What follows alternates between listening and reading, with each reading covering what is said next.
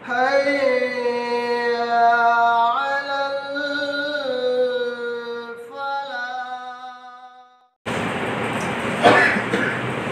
السلام علیکم ورحمۃ اللہ وبرکاتہ. بسم اللہ والصلاة والسلام علی رسول اللہ وعلى آلہ وصحبہ ومن والاه اما بعد. اعوذ باللہ من الشیطان الرجیم. بسم اللہ الرحمن الرحیم. وما صاحبكم بمجنون ولقد رآه بالأفق المبين وما هو على الغيب بضنين وما هو بقول الشیطان الرجیم. محترم بزرگوں، نوجوان بھائیوں، آج کے درس قرآن میں آپ حضرات کے سامنے میں نے سورہ تکویر کی کل 4 آیتیں تلاوت کی ہیں. ان چاروں آیتوں میں اللہ تعالیٰ نے اللہ کے نبی صلی اللہ علیہ وسلم پر جو قرآن مجید نازل کی گئی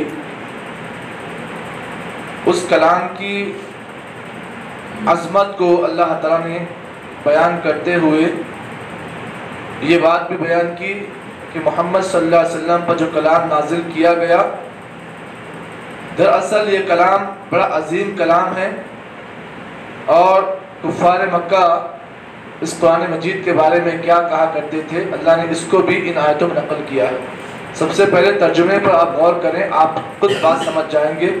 اللہ تعالیٰ نے فرمایا وما صاحبکم بمجنون، اے مکہ والو وما صاحبکم بمجنون، تمہارا ساتھی دیوانہ نہیں ہے، پاگل پن میں نہیں ہے، اس کو جنون لاحق نہیں ہے.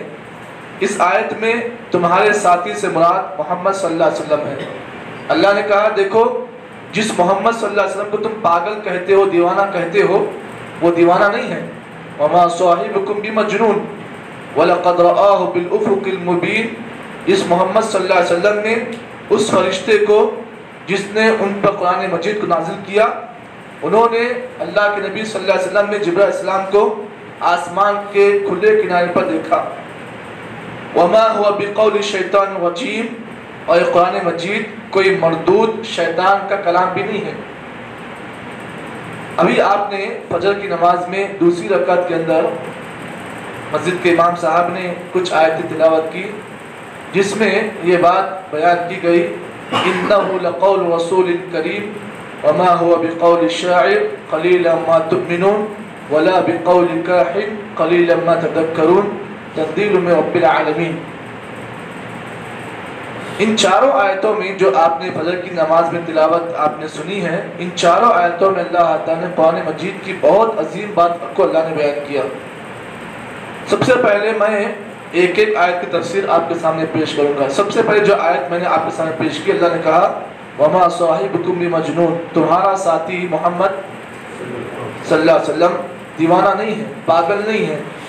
کفار مکہ اللہ کے نبی کے بارے میں یہ کہا کرتے تھے کہ نعوذ باللہ محمد صلی اللہ علیہ وسلم پاگل ہے، دیوانہ ہے، اور ان پر جو کلام نازل کیا گیا ہے وہ کلام بھی دیوانہ ہے. اسی لیے کفار مکہ لوگوں کے سامنے جب بھی لوگ حج کے درمیان اللہ کے نبی کے پاس آتے، دیکھیے ایک واقعہ آپ جانتے ہوں گے کہ کفار مکہ نے تمام مکہ والوں کو جمع کیا اور کہا کہ کوئی بھی آدمی جب محمد صلی اللہ علیہ وسلم قرآن مجید پڑھے قریب بھی نہیں جانا.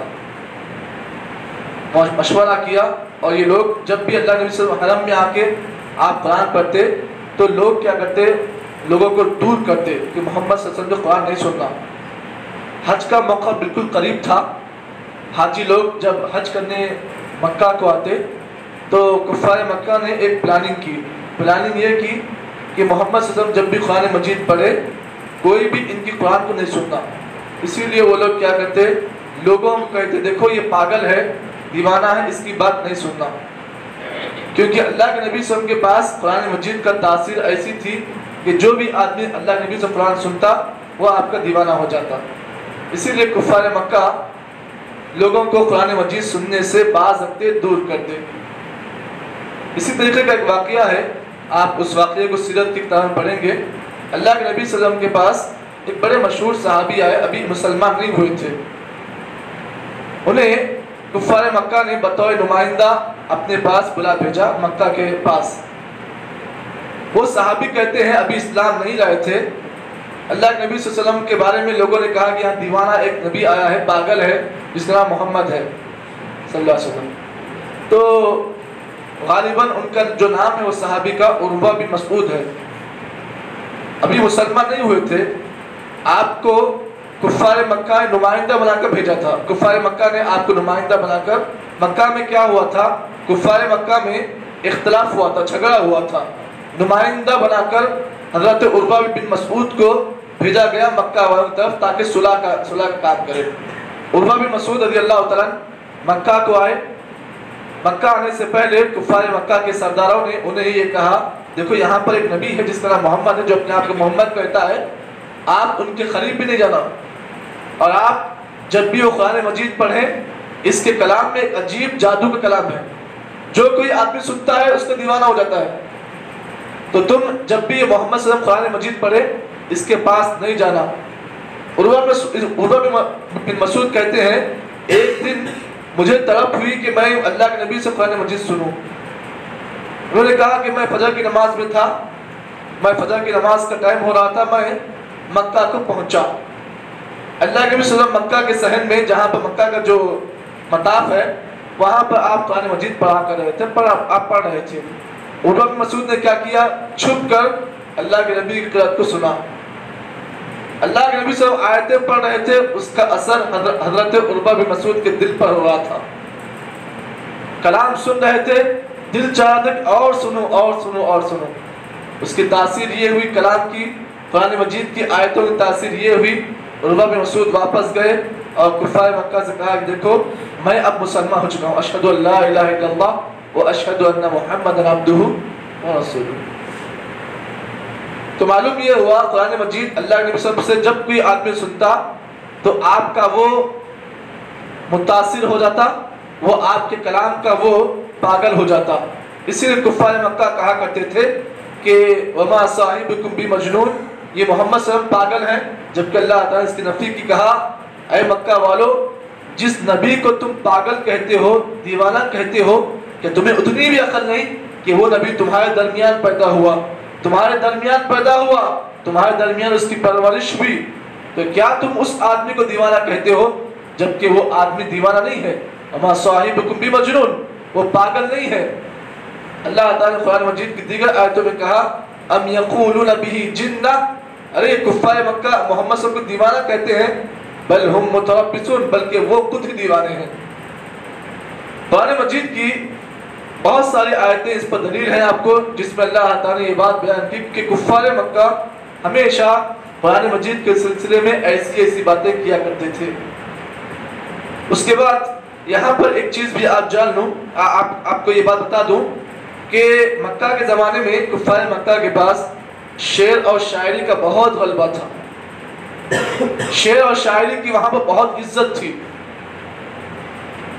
बाकायदा शोरा को लोग पैसे देकर बुलाते थे, और जब शोरा उनके सामने शायरी कहते तो अपनी जायदाद उनके दरमियान तकसीम करते। शेर और शायरी का बहुत दौर था उस ज़माने में। आप जानते हैं कि एक शायर गुजरा जिसका नाम अब्दुल्ला बिन मुक़फ़्फ़ा है।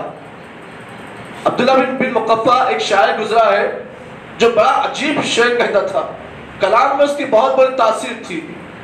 शेर और शायरी का आखिरी माहिर आदमी। उसने अपने तौर पर यह सोचा कि मैं कुरान मजीद जैसी एक किताब बनाऊं।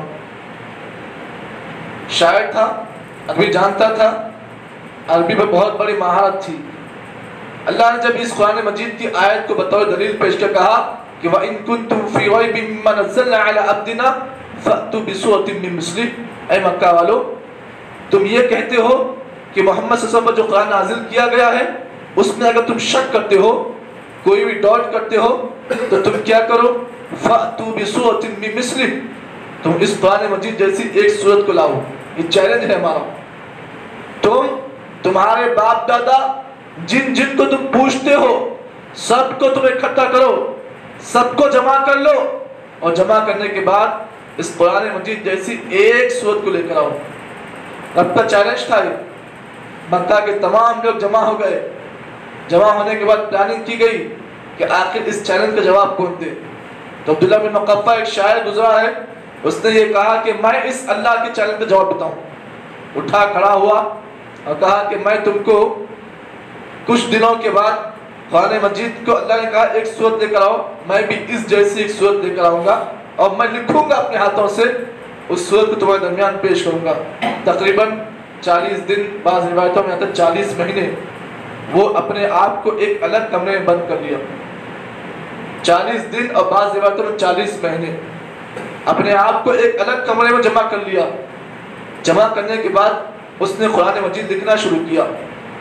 قرآن مجید جو سورہ ہے الم تر کیف فعل ربک باصحاب الفیل, سورہ فیل جو ہے اسی کے طرز پر اس نے ایک سورہ لکھا, سیم اسی کاپی میں, لیکن انداز الگ تھا, حروف الگ تھے. الم تر کیف فعل ربک باصحاب الفیل اسی طرز پر سورت بنائی. اس میں اس نے کیا کیا, ہاتھی کے بارے میں بہت سارے باتیں لکھی. اس سورت میں اس نے لکھا کہ الم تر کیف فعل ربک باصحاب الفیل کی کاپی اس نے ایسی بنائی, الم تر کیف اصحاب الفیل, ربک نہیں لکھا, اصحاب الفیل. اس کے بعد اس نے آگے لکھا کہ الفیل والفیل وما ادراک ما الفیل لہو خرطوم طویل وبطنہ صغیر. ایسا عجیب و غریب کلام پیش کیا کہ اس نے یہ لکھا کہ الفیل والفیل, لوگوں ہاتھی کے بارے میں تم کیا جانتے ہو, لہو خرطوم طویل, اس سے ایک بڑی سونڈ ہوتی ہے, وبطنہ صغیر, اس کے پاس ایک چھوٹا پیٹ ہوتا ہے. یہ کلام اس نے لکھ کر تقریباً 40 مہینے کی محنت کے بعد, 40 دن کی کوشش کے بعد, جب اس نے اپنی کاپی نکالی, مسودہ نکالا, پیپر نکالے, اس میں اس نے جو لکھا لوگوں کے سامنے پیش کیا.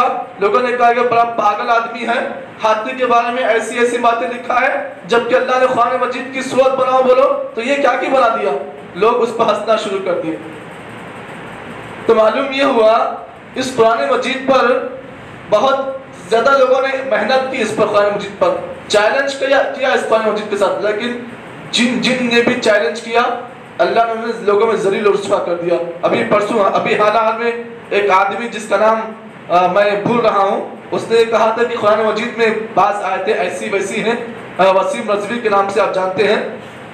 تو یہ کوئی نئی بات نہیں ہے, اس سے پہلے بھی کئی لوگوں نے قرآن مجید پر چیلنج کیا, اللہ نے ہر ایک کو ذلیل اور رسوا کیا. اور آج بھی نہیں بلکہ قیامت تک بھی جو کوئی آدمی اس قرآن کے ساتھ چیلنج کرے گا, اس قرآن مجید کے ساتھ بے حرمتی کرے گا, اللہ تعالیٰ دنیا میں اس سے ذلیل تو کر دے گا, لیکن آخرت میں بھی اس کا بہت بڑا انجام ہوگا. آپ جانتے ہیں وسیم رضوی کا حال کیا ہوا.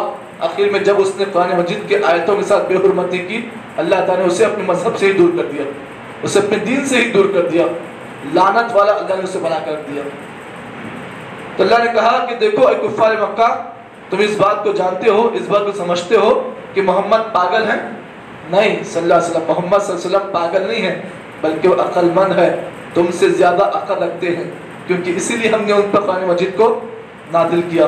اس کے بعد اللہ نے فرمایا وَلَقَدْ رَآهُ بِالْأُفُقِ الْمُبِينِ, کہ ہم نے جس محمد پر فرشتے کے ذریعے قرآن نازل کیا, آپ سر نے اسے زندگی میں 2 مرتبہ دیکھا اپنی اصلی حالت میں. دیکھیے عام طور پر اللہ کے نبی پر قرآن مجید نازل کرنے والے جو فرشتے ہوتے ہیں وہ حضرت جبرائیل علیہ السلام ہوتے ہیں, آپ جانتے ہیں اس بات. لیکن آپ اس حقیقت کو سمجھ لیں کہ جبرائیل علیہ السلام اللہ کے نبی صلی اللہ علیہ وسلم پر جب وحی لے کر آتے تو قرآن مجید نازل کرنے کا جو سسٹم ہوتا وہ کبھی کبھار وحی کے ذریعے سے نازل ہوتا, کبھی کبھار جبرائیل علیہ السلام خود اللہ کے نبی کے پاس آتے. تو زندگی میں اللہ کے نبی نے جبرائیل علیہ السلام کو 2 مرتبہ دیکھا, 2 بار آپ نے دیکھا. پہلی بار غار ہرا میں پہلی وحی جب آئی, کون سی آیتیں؟ سورہ علق کی 5 آیتیں. اقرأ بسم ربک الذی خلق خلق الانسان من علق اقرأ وربک الاکرم الذی علم بالقلم علم الانسان ما لم يعلم. یہ 5 جو آیتیں ہیں سورہ علق کی, جس وقت اللہ کے نبی کے پاس جبرائیل علیہ السلام آئے اس اپنی اصلی حالت میں آئے, اصلی حالت میں آئے. نبی صلی اللہ علیہ وسلم فرماتے ہیں کہ میں نے جبرائیل علیہ السلام کو دیکھا کہ وہ آسمان پر ہے, آسمان پر ہے, وہ پورا آسمان بھر چکا ہے, ایسا روبدہ فرشتہ میں نے کبھی نہیں دیکھا۔